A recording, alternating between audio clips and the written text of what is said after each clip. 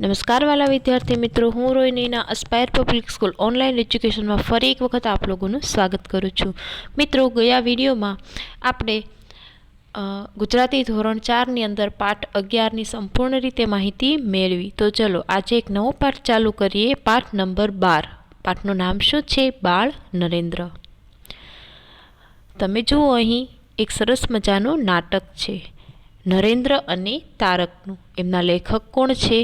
Doctor Kanhaiyalal Bhatt. आ कोना द्वारा लखावामां आव्युं छे? तो डॉक्टर कन्हैयालाल भट्ट द्वारा। पाठनुं नाम छे बाळ नरेन्द्र।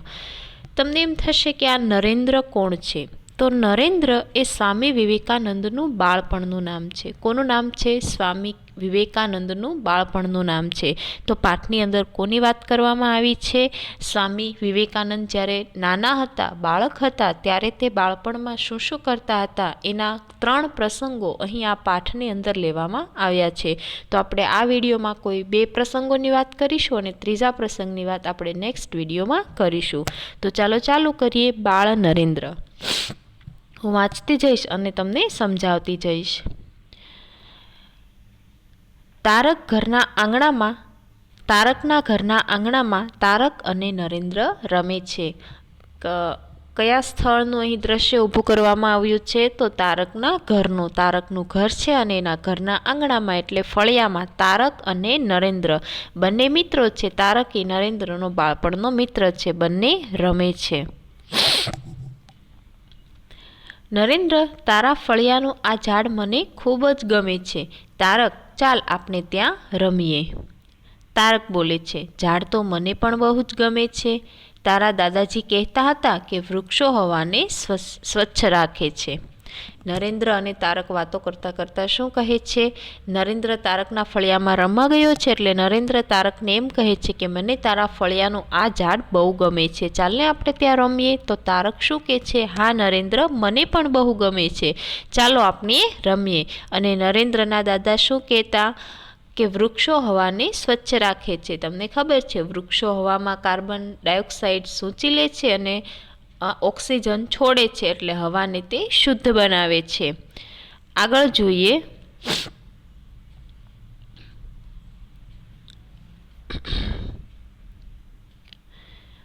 नरेन्द्र, एकदम साची वात छे। वृक्षो वरसाद लाववामां पण मददरूप थाय छे अने पंखीओने आश्रय आपे छे। नरेन्द्र शुं कहे छे?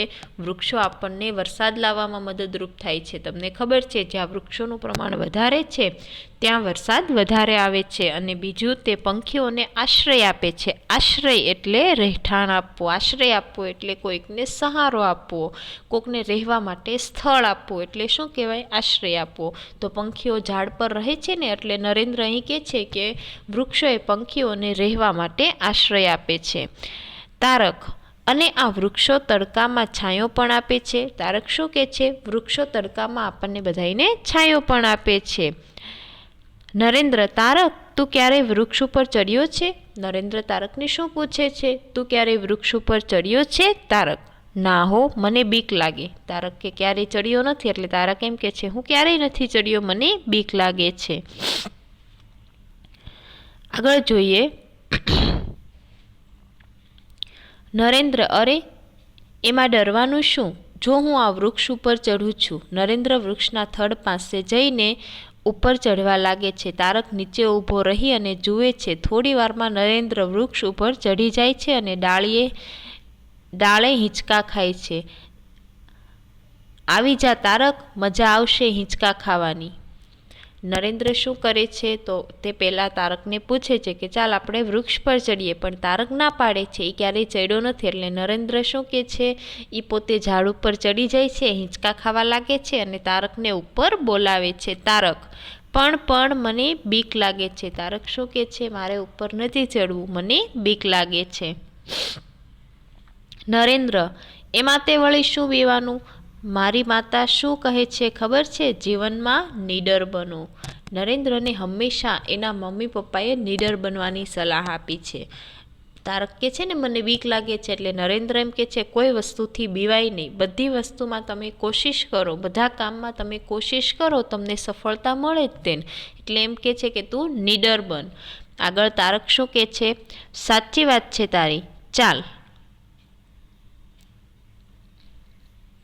તારક કે છે, સાચી વાત છે તારી, ચાલ ત્યારે હું પણ ઉપર ચઢું છું. હવે નરેન્દ્રએ તારકને નીડર બનવાનું કહ્યું ને. પહેલાં એ વૃક્ષ ઉપર ચઢવામાં ડરતો હતો, હવે એ ડરતો નથી અને વૃક્ષ ઉપર ચઢવા જાય છે.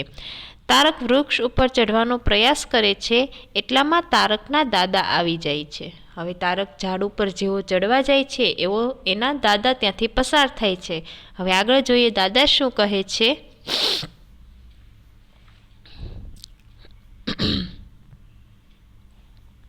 દાદા, અરે શું કરે છે તારક, ઝાડ પર ચડે છે, પડી જઈશ. દાદા તારકને ના પાડે છે કે તું ઝાડ પર ચડમાં, ઝાડ પર ચડતા ચડતા તું પડી જઈશ. આગળ શું થાય છે. તારક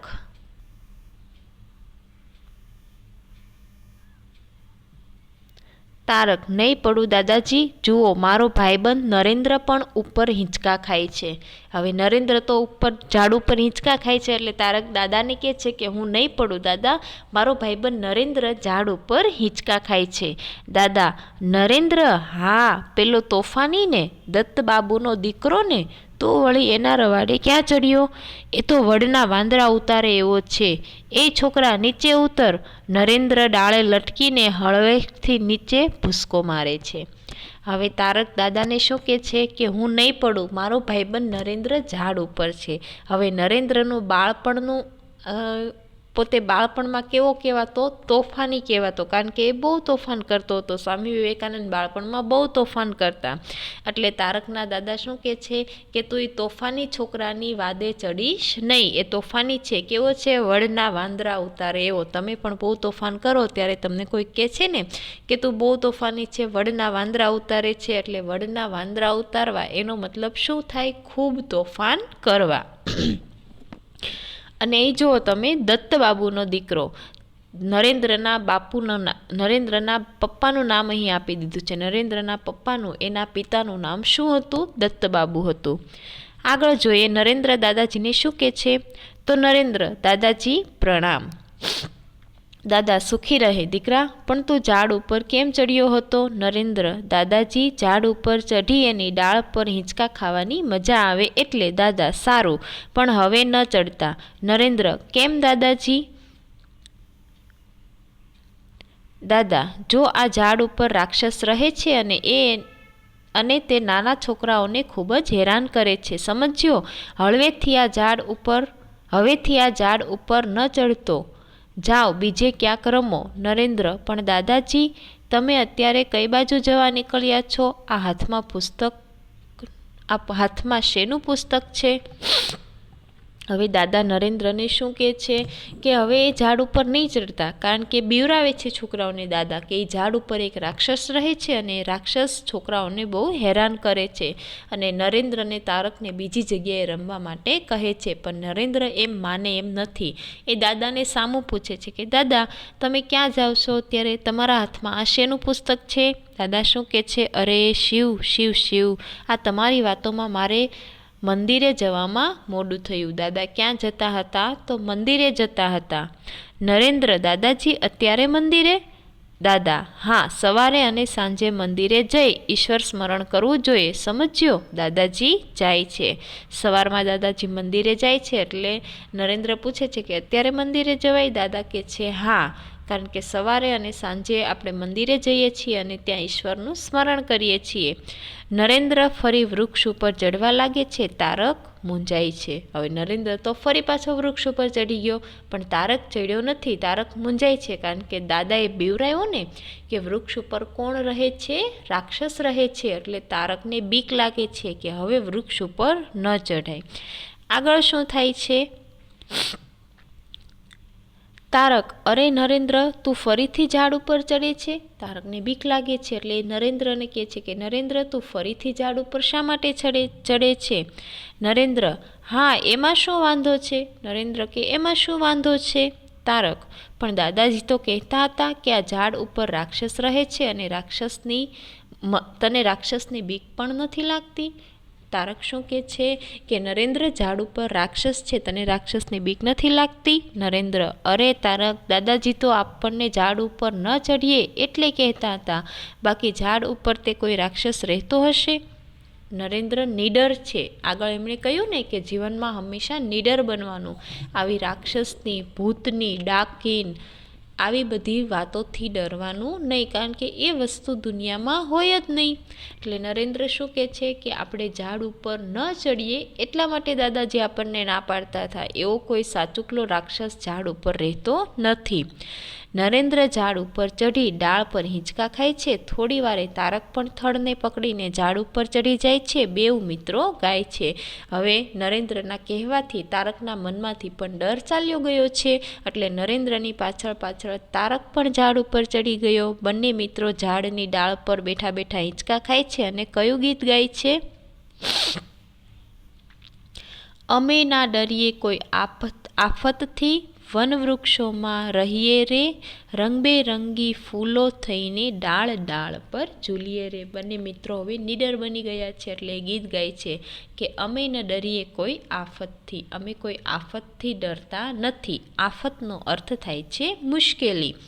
વનવૃક્ષોમાં રહીએ રે, રંગબેરંગી ફૂલો થઈને ડાળ ડાળ પર ઝૂલીએ રે. બાળમિત્રો, તમે પણ નાના બાળકો છો, બાળપણની અંદર ધીંગા મસ્તી કરો, બધું કરો, પણ નીડર થઈને રહો. જેમ નરેન્દ્ર નીડર થઈને રહેતો હતો, એવી રીતે આ વાર્તામાંથી આપણને નીડર થઈને રહેવાનું બોધ મળે છે. તો આ હતો નરેન્દ્રનો બાળપણનો એક પ્રસંગ.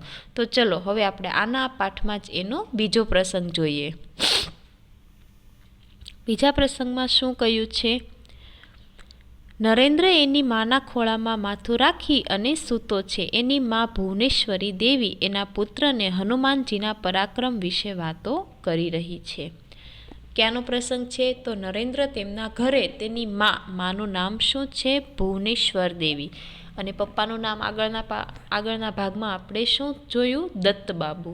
નરેન્દ્રના પપ્પાનું નામ દત્તબાબુ અને માતાનું નામ ભુવનેશ્વર દેવી. અત્યારે નરેન્દ્ર ક્યાં સૂતે છે? તો મમ્મીના ખોળામાં માથું રાખી અને સૂતો છે. એના મમ્મી એને શેની વાતો કહે છે? તો હનુમાનજીના પરાક્રમની વાતો કહે છે. માતા બોલે છે, અને પછી હનુમાનજી આખો પર્વત હાથમાં ઉપાડી અને આકાશમાં ઉડ્યા. તમને ખબર છે, રામાયણની અંદર લક્ષ્મણને જ્યારે મૂર્છા આવે છે ત્યારે હનુમાન જડીબુટ્ટી લેવા માટે જાય છે. જડીબુટ્ટી નથી જડતી એટલે હિમાલયમાંથી આખો પર્વત ઉંચકી લે છે. તો આ પ્રસંગની વાત નરેન્દ્રના માતા એમને કહી રહ્યા છે. નરેન્દ્ર: માતા, હનુમાનજી આકાશમાં ઉડી શકતા હતા? માતા: હા બેટા, હનુમાનજી વાયુપુત્ર હોવાથી આકાશમાં ઉડી શકતા અને ખૂબ જ બળવાન પણ હતા. માતા એમ કહે છે કે હનુમાનજી પર્વત લઈ આકાશમાં ઉડે છે. એટલે નરેન્દ્રને પ્રશ્ન થાય છે. જો મિત્રો, તમે જેટલા પ્રશ્નો કરો છો એટલું તમે વધારે જ્ઞાન મેળવો છો. એ નરેન્દ્ર આગળ તમે પાઠમાં જોયું કે ખૂબ નટખટ હતો, તોફાની હતો, પણ એમને પ્રશ્ન પણ એટલા થતા હતા. એ એમની માતાને તરત પૂછે છે કે શું તે આકાશમાં ઉડી શકતા? એટલે એમની માતા કહે છે, હા, તે વાયુપુત્ર હતા. હનુમાન કોના પુત્ર ગણાય છે? વાયુપુત્ર. વાયુ એટલે પવનદેવ. પવનદેવના પુત્ર હોવાથી એ આકાશની અંદર ઉડી શકે છે. અને એની સાથે સાથે તે ખૂબ બળવાન પણ છે. નરેન્દ્ર: માતા, આ હનુમાન દાદા ક્યાં રહેતા હોય છે? નરેન્દ્રને વળી બીજો પ્રશ્ન થાય છે કે આ હનુમાન અત્યારે ક્યાં રહેતા હશે? તો માતા શું કહે છે? હનુમાન દાદાને કેળા બહુ ભાવે એટલે એ કેળાની વાડમાં રહે. બેટા, ચાલ હવે તું સૂઈ જા.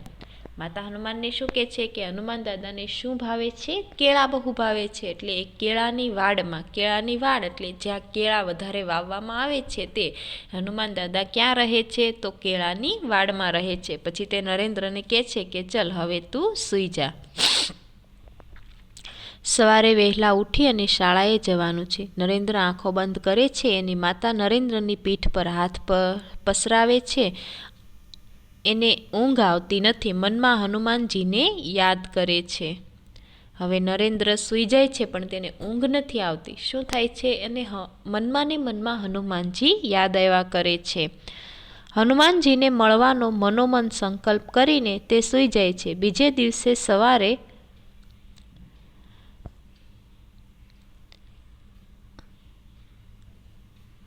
હનુમાનજીને મળવાનો મનોમન સંકલ્પ કરી તે સૂઈ જાય છે. બીજા દિવસે સવારે નરેન્દ્ર ઘરમાં નથી, તે કેળાની વાડમાં બેઠા છે. હવે રાતે માતાએ નરેન્દ્રને કીધું હોય કે હનુમાનજી કેળાની વાડમાં રહે છે, એટલે એને આખી રાત ઊંઘ નથી આવતી. એ મનમાં ને મનમાં સંકલ્પ કરે છે. સંકલ્પ કરવો એટલે મનમાં દ્રઢ નિશ્ચય કરવો. કોઈ કામ માટે તમે સંકલ્પ કરો એનો અર્થ થાય છે તમે દ્રઢ નિશ્ચય કરો છો કે તમે આ કામ કરશો જ. તો નરેન્દ્ર પણ સંકલ્પ કરે છે કે એને હનુમાનજીને મળવું છે. હનુમાનજીથી પ્રભાવિત થઈ જાય છે. એટલે સવારમાં ઉઠીને તે ક્યાં જઈને બેસે છે? તો વાડીમાં, કેળાની વાડમાં જઈને બેસે છે. કારણ કે માતાએ કહ્યું હતું ને કે હનુમાનજી ક્યાં રહે છે? કેળાની વાડમાં રહે છે.